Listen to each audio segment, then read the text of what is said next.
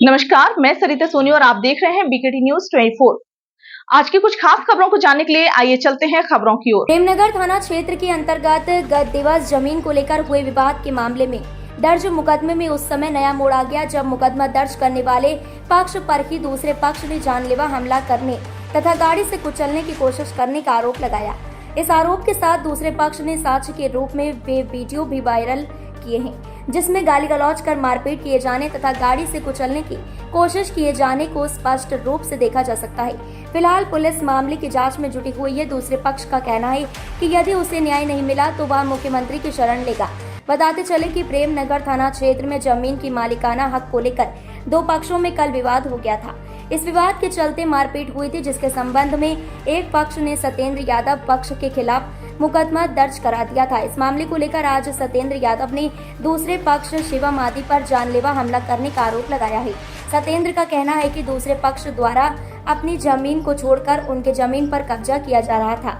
इसकी जानकारी मिलने पर वह अपने पुत्र तथा राकेश के साथ दूसरे पक्ष को कब्जा करने से रोकने के लिए गए थे। जब उन्होंने कब्जा करने से मना किया तो विपक्षियों ने मारपीट करना शुरू कर दी, जिस पर उन्होंने अपने पुत्र के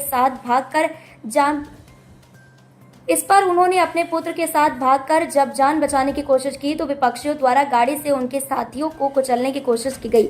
सत्येंद्र का दावा है कि मौके पर पहुंचे डायल 112 पुलिस के पास भी इस सब के वीडियो मौजूद हैं। उनका कहना है कि विपक्षियों ने ही पथराव किया जिसके उनके ही एक आदमी को चोट लग गई। सत्येंद्र ने आला अधिकारियों से इस पूरे मामले में निष्पक्ष जांच कर न्याय किए जाने की गुहार की है। उन्होंने कहा कि यदि उन्हें न्याय नहीं मिलता है तो वह मुख्यमंत्री के पास अपनी गुहार लेकर जाएंगे। पूरा मामला क्या है? भाई साहब, मैं तो अपने जो है बेटे के साथ में और मेरा एक और था साथ में राकेश, मेरे अपने लोग थे और मान लो उनके साथ में गया मैं, वो कब्जा कर रहे थे ज़मीन पर। तो मैंने उनसे कहा, पहले उन्होंने फाउंडेशन तोड़े थे मेरे, तो मैंने उनसे ये कहा कि भाई यार ये क्या कर रहे हो। मैंने कि आपकी जो है 985 तो लोग चारों तरफ ज़मीनें हैं।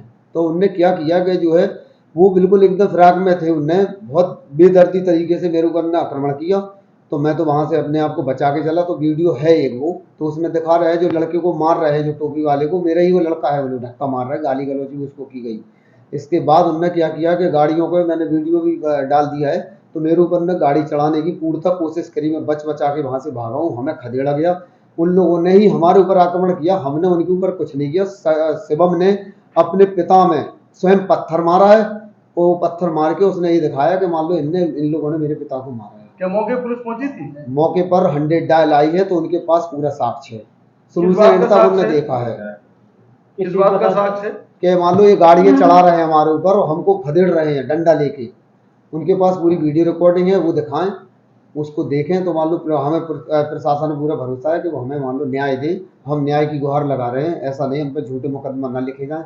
हम ऐसे हों तो आप जांच कर ले, एक बार निष्पक्ष जांच करें। हम बिल्कुल जो है उस चीज़ के लिए तैयार हैं। आपने पुलिस के पास आप नहीं गए? हाँ, मेरा बेटा गया था, FIR करने थाने गया था, उसने कल एप्लीकेशन दी है।